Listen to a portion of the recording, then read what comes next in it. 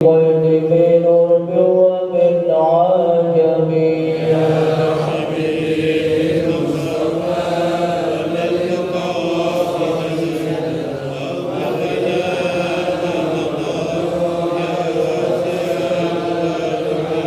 دع إلى الضيف المستمسكون به مستمسكون بحبل غير منفسم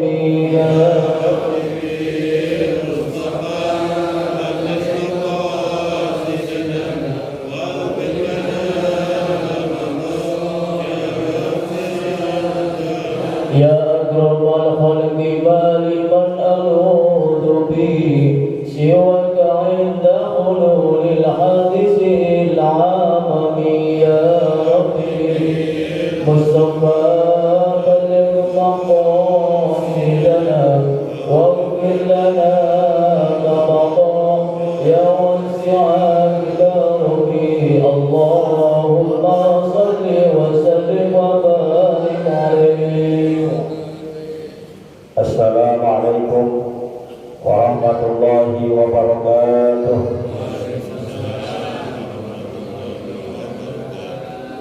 Bismillahirrahmanirrahim. Alhamdulillahirabbil alamin. Allahumma shalli wa sallim ala sayyidina Muhammadin wa ala alihi wa sahbihi ajma'in, amma ba'du. Yang sama-sama kita hormati dan muliakan guru kita Ustaz Dr. Andes Haji Asman bin Haji Abdul Rahim, Ketua Masjid Al-Istiqomah Ustaz Asmari bin Kiai Haji Abdul Rashid Siddiq, bapak-bapak, ibu-ibu, remaja, hadirin jemaah yang dimuliakan oleh Allah. Alhamdulillah kita masih bisa merasakan berbagai nikmat dan karunia pemberian Allah. Mudah-mudahan berbekal nikmat tersebut senantiasa kita bisa gunakan guna untuk meraih ridhonya Allah Subhanahu wa taala. Amin ya rabbal alamin. Melanjutkan bacaan kita, bismillahirrahmanirrahim. Qala al-mu'allif rahimahullahu ta'ala anhu wal qalbul ghafilu huwa alladhi la yastayqidu wa la yatanabbahu idza waradat alaihi al-mawa'idh wal zawajir wa la yaltafitu ilaiha min ghaflatihi wa sahwihi wa istighrarihi bi la'bihi wa lahwihi wa zaharifi dunyahu wa ittiba'i hawahu wallahu a'lam. Lanjutkan kajian kitab An-Nasaihud Diniyah wal Wasaya Al-Imaniyah karangan Al-Habib Abdullah Al-Haddad pada pembahasan tentang hati yang mati. Wal qalbul ghafilu, selanjutnya hati yang lalai. Kemarin sudah kita singgung, hati yang belok itu ada dua macam. Ada hati yang mati, ada juga hati yang lalai. Dua-duanya sama-sama belok, cuma kadarnya yang berbeda. Huwallazi la yastayqidu wa la yatanabbahu idza waradat alaihil mawa'is wal zawajir. Hati yang lalai adalah hati yang gak sadar, yang gak ingat ketika diberikan kepada mereka nasihat-nasihat dan peringatan. Kalau yang pertama dulu hati yang mati. Kalau hati yang mati udah gak pengaruh sama sekali. Mau dikasih peringatan, mau kasih nasihat gak bakal berubah. Tapi hati yang lalai pasti akan berubah. Coba nunggu momentum atau mungkin nasihat yang menyentuh. Kondisinya itu ibarat orang lagi pingsan. Kalau yang mati udah gak bisa diapa-apain, diajak ngobrol juga gak bisa, dibangunin juga udah gak bisa. Nama juga hati yang sudah mati. Tapi kalau yang orang pingsan masih ada kesempatan sadarnya, walaupun prosesnya lama. Wala yaltafitu ilaiha, dan gak bakal memperhatikan tuh nasihat-nasihat, peringatan-peringatan. Gak bakal fokus. Kenapa? Min ghablatihi wa sahwihi. Karena sebab lalainya, karena sebab lagi lupa daratan, lagi tergiur dengan urusan-urusan dunia.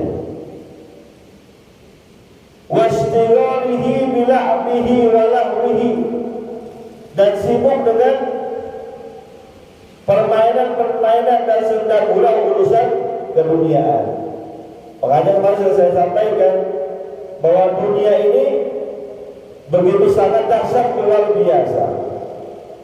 Khulwatun khadirah dalam bahasa hadisnya. Manis, hijau, enak dilihatnya. Urusan dunia juga gitu. Walaupun hakikat dunia itu gak seberapa. Hakikat dunia itu adalah sesuatu yang sangat tidak menarik sebetulnya. Kalau dari segi usia, dunia itu gak jauh dari usianya orang yang sudah tua renta. Kan digambarkan dalam peristiwa Mi'raj kayak gitu. Nabi dipanggil oleh seorang yang udah tua, nenek-nenek ibaratnya, tapi pakaiannya necis. Nenek-nenek pakai celana jeans, bajunya tank top. Tapi Rasul nggak nengok, Rasul nggak berhenti. Selepas itu Rasul bertanya kepada malaikat yang mendampingi dalam perjalanan Isra Mi'raj, siapa itu?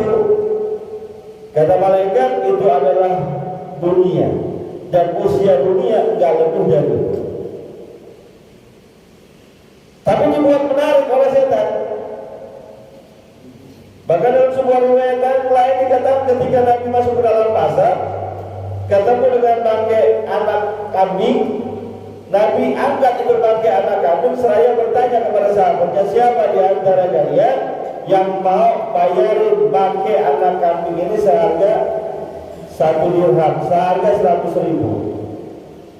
Para sahabat gak ada yang mau bayarin. Lalu kata baginda Nabi lagi, siapa di antara kalian yang mau bawa pulang anak kambing ini bangkainya dalam keadaan gratis, gak usah bayar. Kalau tadi 100.000 pada yang mau bayar, sekarang gratis. Ada gak yang mau bawa pulang? Gak ada yang mau bawa pulang. Karena bangkai gak bisa dimanfaatin apa-apa. Lalu jawaban baginda Rasulullah SAW, itulah hakikat dunia, tidak lebih berharga dari bangkai anak kambing. Tapi kenapa sekarang orang banyak yang berlomba-lomba meraih kemewahan dunia, berlomba-lomba mencari kekayaan dunia? Karena memang dunia itu sudah disulap, sudah dibikin indah oleh syaitan dan juga hawa nafsu kita, sehingga orang rela pergi pagi sampai malam, kadang-kadang meninggalkan ibadahnya, meninggalkan sholatnya, meninggalkan puasanya, meninggalkan ibadahnya, melupakan yang halal ataupun yang haram demi urusan dunia. Padahal jelas kata Allah Subhanahu wa taala, wa mal hayatud dunya illa mata'ul ghurur. Tidaklah kehidupan di dunia ini kecuali hanya kesenangan yang menipu. Wa mal hayatud dunya illa la'ibun wa lahwun. Tidaklah kehidupan di dunia ini kecuali hanya permainan dan senda gurau saja. Kita kalau masih kecil itu kan suka main-mainan ya. Apa aja kita mainin? Itu kalau lagi mainan serius apa main-main gitu? Lagi mainan serius apa main-main? Main-main aja, gak usah serius-serius. Makanya mohon maaf, orang-orang yang sudah berjibaku dengan dunia tasawuf, mereka malunya cuma main-main doang, nggak serius-serius amat sama dunia. Cukup hanya untuk bisa makan, berpakaian yang selayaknya, udah selesai. Nggak kayak dunia zaman sekarang. Bukan lagi kehidupan yang kita cari, tapi kelayakan, kenikmatan. Maka mohon maaf, sering saya ceritakan, kalau kita berkaca, termasuk saya pribadi, berkaca pada ulama-ulama kita terdahulu, baik sahabat tabi'in ataupun atba'ut tabi'in, dalam urusan dunia mereka kalah sama kita. Mohon maaf ya, dalam urusan dunia mereka kalah sama kita. Kalah dalam hal apanya? Kalah dalam hal kita begitu menikmatinya dunia. Kalau mereka mungkin duitnya banyak, ada yang duitnya banyak, tapi dunia tidak masuk ke dalam hatinya. Maka kita sering diajarkan doa oleh guru-guru kita, Allahumma alid dunya fi aidina wa la taj'al fi qulubina. Ya Allah, jadikanlah dunia ini cukup sekedar di genggaman kami saja, jangan sampai masuk ke dalam hati kami. Karena kalau sudah masuk ke dalam hati, susah hilangnya. Kalau sudah masuk ke dalam hati, nggak mau kita kehilangan. Tapi kalau sekedar sampai di tangan doang, ya udah sekedar lewat doang. Saya pernah ceritakan kisah tentang Sayyidina Umar bin Khattab radhiyallahu taala anhu, Presiden Amirul Mukminin, pemimpin umat Islam saat itu. Suatu ketika saat mau khutbah, beliau datang terlambat. Jemaah udah pada nungguin, mata jemaah udah pada ke belakang semua. Mana imamnya, mana khatibnya, dia belum datang. Mana Amirul Mukminin kok belum nongol. Gak lama kemudian beliau hadir lalu menyampaikan khutbahnya. Setelah selesai ditanya oleh jemaah yang kumpul, para sahabat-sahabatnya, wahai Amirul Mukminin, kenapa engkau datang terlambat padahal engkau adalah orang yang sangat disiplin? Apa jawaban beliau? Mohon maaf, saya datang terlambat karena nunggu baju yang saya pakai ini kering dulu. Saya punya baju satu, yang satu dijemur, yang satu dipakai. Punya baju dua, yang satu dijemur, satu dipakai. Amirul Mukminin, presiden, pemimpin, bajunya cuma dua. Ini RT, bajunya banyak banget RT, T bajunya berapa T? Termasuk saya, baju yang lama belum jelek udah beli lagi baju yang baru. Lebih selemari baju gitu. Ya mudah-mudahan gaya hidup kita yang kayak gini tidak mencerminkan kita terlampau terikat dengan dunia.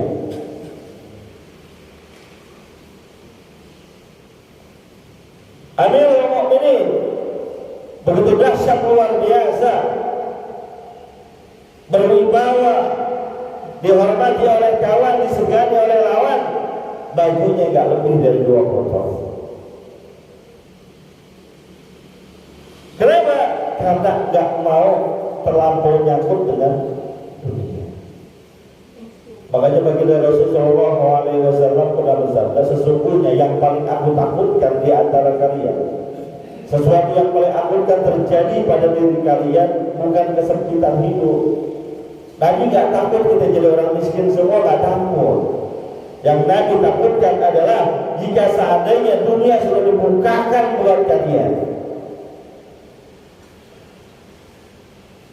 Itu yang aku takutkan dalam baginda Rasul. Karena ketika dunia sudah dibukakan oleh Allah untuk kita, gampang dari urusan dunia, dikhawatirkan terlena dan terperdaya sehingga lupa dengan urusan akhiratnya.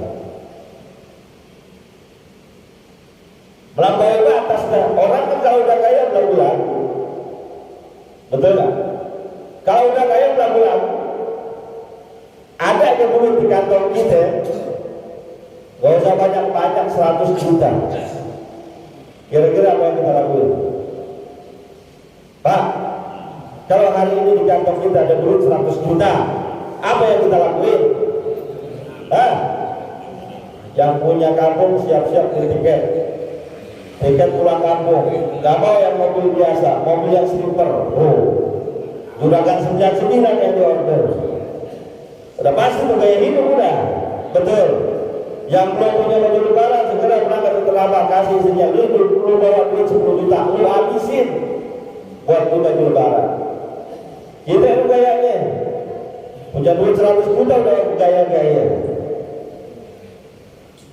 Ama masih udah ada lupaan dikit. Itu yang Nabi takutnya, melampaui batas dah. Makanya mohon maaf seandainya saat ini Allah takdirkan kita hidupnya pas-pasan, bersyukur karena Allah pengen jaga iman kita. Khawatir orang-orang model gaya kita kalau dikasih kekayaan berlebih, gayanya kelebihan, toho melampaui batas.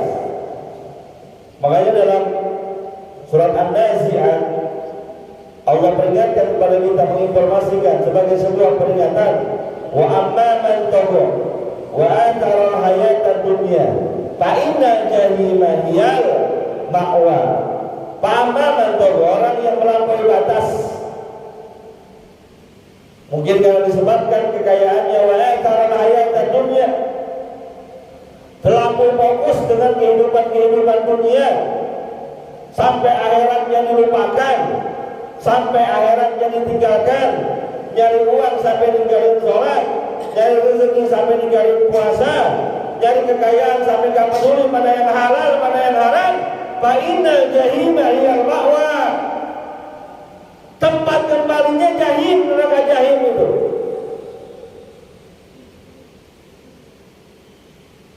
Ini informasi dari Allah sebagai sebuah peringatan buat kita. Silakan cari harta kekayaan, cari maisha, cari kehidupan, cari rezeki, tapi yang dicari yang halal-halal saja. Yang haram berhenti, stop. Ada yang nyeletuk, jangankan yang halal Ustaz, yang haram aja susah. Dari mana buktinya yang haram susah? Itu saya main judi slot gak dapet. Susah banget, gak dapet. Beli namanya itu. Ya. Wastighalihi bila'bihi walahwihi, sibuknya dia karena permainan yang ada di dunia, sedang gurau yang ada di dunia, fokusnya ke situ.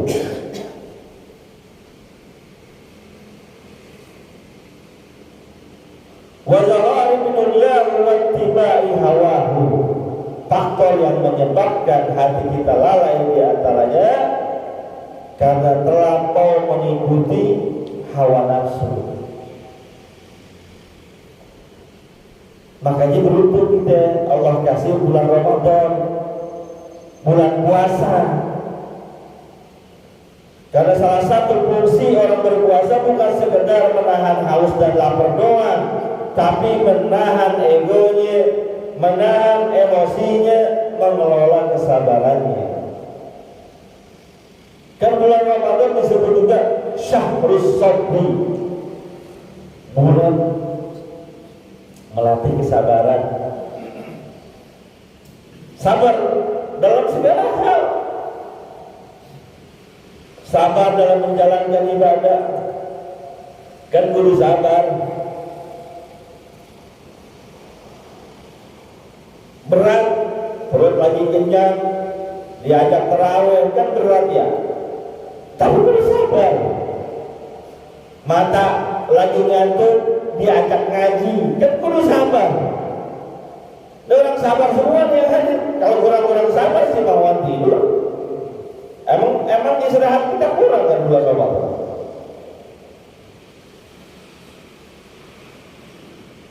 Sabar menahan hawa nafsu. Ini latihan supaya kita dianggap sebagai orang cerdas, ahli surga. Dalam surah An-Nazi'at Allah juga ingatkan kepada kita, wa amma man khafa maqama rabbih wa nahan nafsa 'anil hawa fa inna jannata hiyal ma'wa. Siapa orang yang takut terhadap Tuhannya, lalu dia tahan hawa nafsunya, maka tempat kembalinya adalah surganya Allah Subhanahu wa taala. Dalam sebuah riwayat hadis Nabi kita Muhammad sallallahu alaihi wasallam sabdakan, al-kayyisu man dana nafsahu wa aqila lima ba'dal mauti. Orang yang cerdas, orang yang pintar adalah orang yang mampu menahan hawa nafsunya, mengelola hawa nafsunya, lalu dia beramal untuk kehidupan setelah matinya. Itu orang cerdas, menahan hawa nafsu. Kita dikasih potensi oleh Allah Subhanahu wa taala hawa nafsu yang itu menyebabkan derajat kita lebih tinggi dari malaikat. Kenapa manusia bisa derajatnya lebih tinggi daripada malaikat? Karena manusia punya nafsu, malaikat nggak punya nafsu. Makanya malaikat itu la ya'sunallaha ma amarahum wa yaf'aluna ma yu'marun. Enggak pernah bermaksiat kepada Allah atas segala apa yang diperintahkan, senantiasa mengerjakannya. Kenapa? Malaikat enggak punya nafsu. Malaikat enggak pengen makan. Malaikat enggak perlu minum. Malaikat enggak perlu berumah tangga, enggak ada hasrat. Yang ada hasrat itu manusia. Makanya laqad khalaqnal insana fi ahsani taqwim. Manusia diciptakan oleh Allah Subhanahu wa taala dalam bentuk yang sempurna, baik fisiknya maupun kelengkapan-kelengkapannya. Kita ini makhluk sempurna, ada hawa nafsu yang dengannya kita pengen makan, yang dengannya kita pengen minum, yang dengannya kita mencintai anak istri kita, yang dengannya kita mencintai harta kekayaan. Kalau nggak ada nafsunya, oh enggak, kita kerja, mau ngapain tuh kerja, ntar juga mati urusannya. Bang nggak kerja bang, cari duit ke, ojek ke, apa ke bang, jual apa ke, mau ngapain, ntar juga kita mati nggak bawa apa-apa. Orang nggak punya nafsu, udah nggak ada nafsunya, udah mau urusan dunia. Tapi orang cerdas bukan yang menghilangkan hawa nafsunya, yang bisa mengelola hawa nafsunya. Puasa ngajarin itu tuh, mengelola emosi, mengelola kesabaran, jangan gampang marah. Sudah disampaikan oleh guru-guru kita, wa in qatalahu aw syabahu ahadun faqul inni shaimun. Apabila ada yang ngajakin berantem, bertengkar, caci maki kita, hina-hina kita, jangan dibales. Faqul, katakan inni shaimun, berpuasa. Ayo berantem dah, laki-laki sama laki-laki, ayo berantem. Gue lagi puasa. Pengecut lu, banci lu, bengkok lu, gue lagi puasa. Ayo dulu kalau berani. Ntar harus maghrib, kadongan ditantangin mulu. Keluar hawa nafsunya. Siang-siang di rumah kita gak ada siapa-siapa. Anak sekolah, istri ke pasar, perut lapar, mulut asam, nyaur kita gak sempat makan. Buka kulkas ada sisa makanan, ada sisa bukaan, ada kolak, ada es buah. Nggak ada orang. Tapi karena kita mengelola hawa nafsu, khofa maqama rabbih, takut kepada Tuhan kita, nggak kita lakukan. Di luar kami kenal sama kita. Orang nggak kenal kita, kita nggak kenal orang lain. Warteg pada buka. Kalau Bapak iseng jalan ke daerah Jakarta Barat, Tangga 2 terus, bawa saya ke sana. Masya Allah, kagak ada tutup di warteg. Tanya aja tuh, Pak RT Jamal, kantornya kan di sana tuh. Kagak ada tutup, wartegnya nggak ada, ngablak aja, makan aja. Kang Pangsit buka aja di pinggir jalan. Posisi kita di situ, jam 2 siang, perut lapar, mulut kering, aus. Samping tukang pangsit ada tukang es tepung. Itu akuariumnya keringetan, tuh tempat es tebunya tuh keringetan. Kan enak banget. Orang kita nggak ada kenal, kita kenal dia kagak, dia kenal kita juga kagak. Copot peci, kantongin, pesen vaksin atu, es tebu atu. Enak gak tuh? Enak gak? Kalau dari segi enak, enak. Orang nggak ada kenal, perut kenyang, mulut gak haus, pulang ke rumah, pulang lemes. Ayah capek makan dah. Tadi habis ke kota, aku lemes banget. Padahal udah makan vaksin semangkuk. Ada. Kali-kali aja ada gitu ya. Tapi karena Fa'amma man khawfa maqama rabbih wa nahan nafsa 'anil hawa. Kita tahan kelola hawa nafsu kita. Harapannya fa innal jannata hiyal ma'wa. Harapannya kita masuk surga. Mudah-mudahan Allah Subhanahu wa taala jadikan kita sebagai orang-orang yang hatinya tidak lalai dalam mengelola hawa nafsu kita, sungguh-sungguh berbuah surga Allah Subhanahu wa taala. Al-Fatihah.